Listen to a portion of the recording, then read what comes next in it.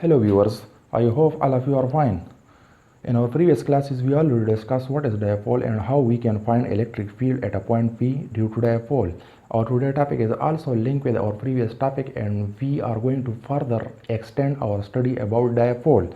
Now our today topic is basically based on how we can investigate the torque on a dipole in uniform electric field. So for this purpose we suppose here the uniform electric field from left to right and dipole is placed in this uniform electric field in which the positive and negative charges are separated at a distance d apart from each other, and the dipole moment is from negative to positive in this direction, which is represented by P. Now in this situation or in this scenario, you see very clear in this figure that the net electric force on this dipole in this uniform electric field will be zero, because the electric force on positive charge is in this direction in this uniform electric field, and the electric force on this negative charge is in this direction in this uniform electric field. That's why the net electric force must be the summation of positive and negative forces on these two charges. So the net electric force is equal to EQ plus minus EQ, which are cancelled out, so net electric force is equal to zero. Now what do you think about the net torque on this dipole in this uniform electric field, whether that is zero or not? So for that we have to understand this figure. You people see very clear in this figure that the line of action of these two forces, which is first one is in this direction and the other one is in this direction, or cannot passes through a common point. And we already learned in our previous grade that whenever the line of action of two forces passes through a common point, then their forces are called concurrent forces. But if the line of action of two forces cannot passes through a particular point, then that forces are not concurrent forces and that forces must produce couple. So in our case these two forces are not concurrent, that's why these two forces must produce couple, or in other sense these forces must produce torque about the dipole center. So this first charge produce torque about this dipole center, and similarly this second charge also produce torque about this dipole center of the same magnitude.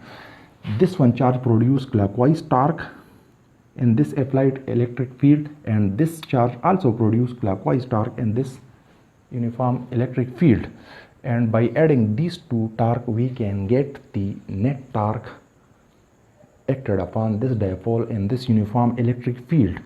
So for this purpose let's split this distance d, which is the separation distance d, into its two components, d sine and d cos theta. Why we split this distance d into its component? Because we are interested in to find out the moment arm for torque, and if people already aware that torque is basically the cross product of r and f.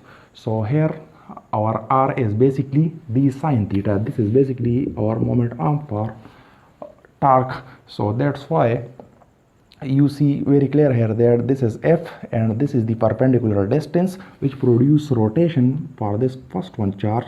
Similarly in this case this is f and this is again the perpendicular distance, so r cross f produce torque. So this is torque number 1, which is in clockwise direction for charge number 1, and this is torque number 2, which is again in clockwise direction and for charge number 2.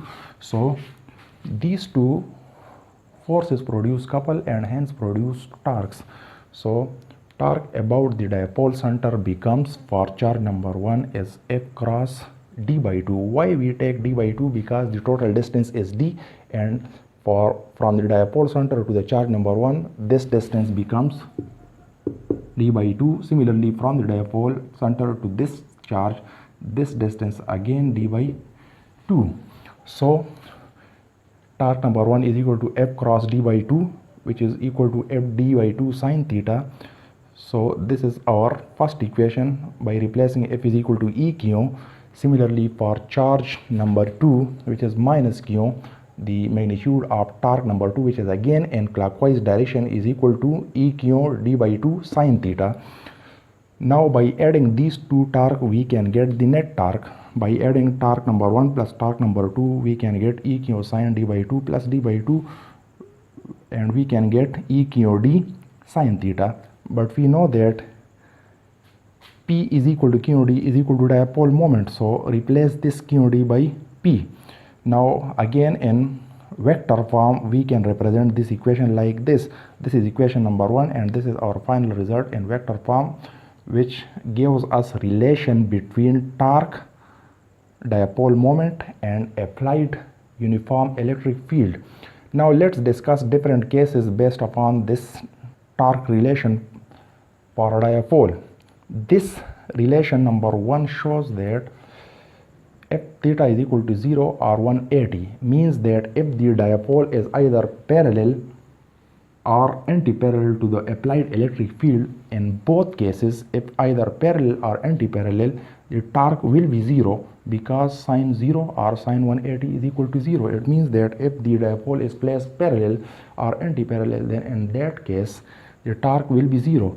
And if the dipole is at a right angle to the applied electric field, or if it make an angle of 270 degree with applied electric field, then in that case the net torque will be maximum, because sine 90 is equal to 1. So torque will be equal to PE. Similarly, if the angle is 270 degree, then again the torque will be of maximum magnitude. So this is basically the today discussion about the torque acted upon the dipole in uniform electric field. I hope you like this video, and if you like this video then please kindly subscribe my channel. Thanks for your time. Next time I will be with you.